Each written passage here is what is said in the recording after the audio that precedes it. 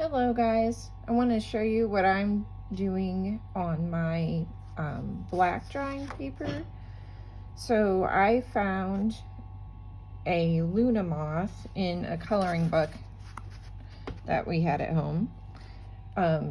Sometimes it's really helpful if you're trying to draw something to find it outlined in just black and white.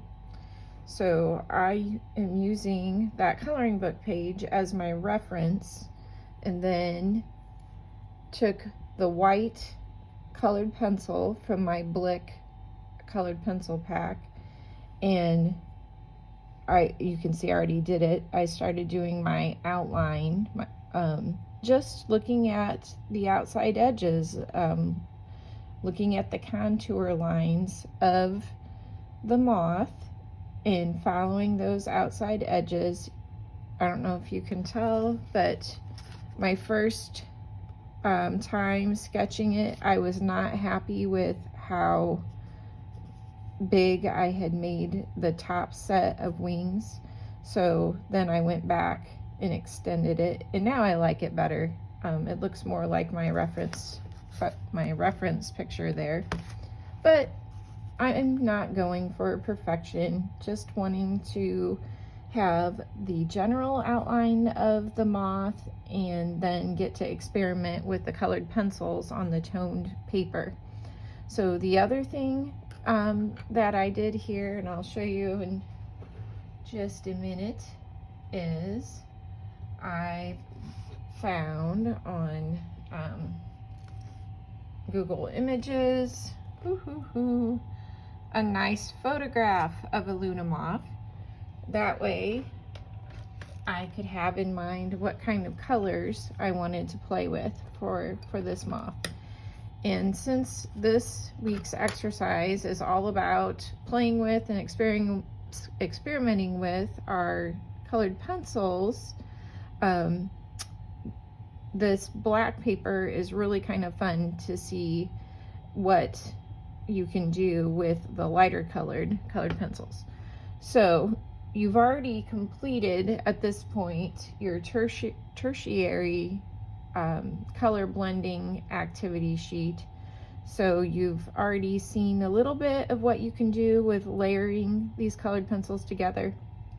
So for the Luna moth, since it's kind of a glow in the dark green color, I'm going to do my underlayer with yellow, with just the plain yellow.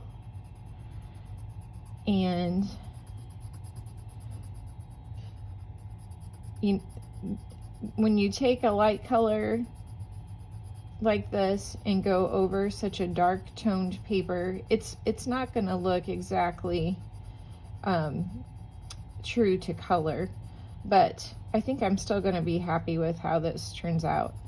And regardless of what kind of moth you choose to do on your black toned paper, whether you're doing a realistically colored moth or something more fantastical, I think you should have a lot of options to choose from with the light colors in your colored pencil set.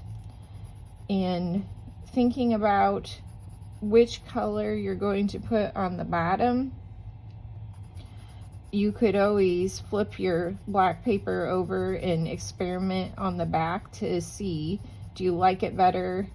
So I'm using yellow and green, and so I experimented to see, do I like it better with yellow as my base and then green over top, or green as my base and yellow over top? And I like the green as the top layer because I'm wanting it to have more of a green hue than a yellow hue. So I'm liking how the effect of having the yellow first and then the green over top. And then I can still, where I'm shading in, I can still kind of see the white lines from my sketch. I don't know if it's showing up on the video or not. Let's see if I pick it up. Yeah, you can see that.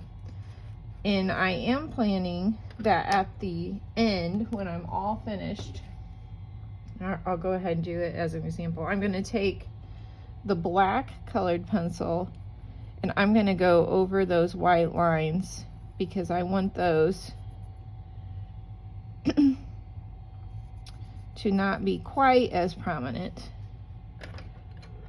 So I'm wanting, I don't want them to show up everywhere. They can show up a little here and there, but I just don't want them to be super prominent.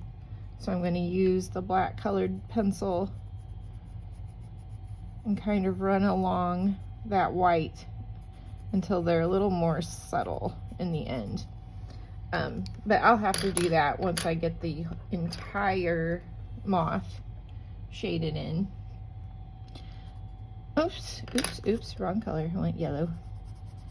Yeah, so there's a lot of different moths. If you're going for something realistic, there's a lot of different moths that are light colored, so I would choose a lighter colored one to do on the black paper, and then maybe a more dark or vibrantly colored moth to do on your lighter paper.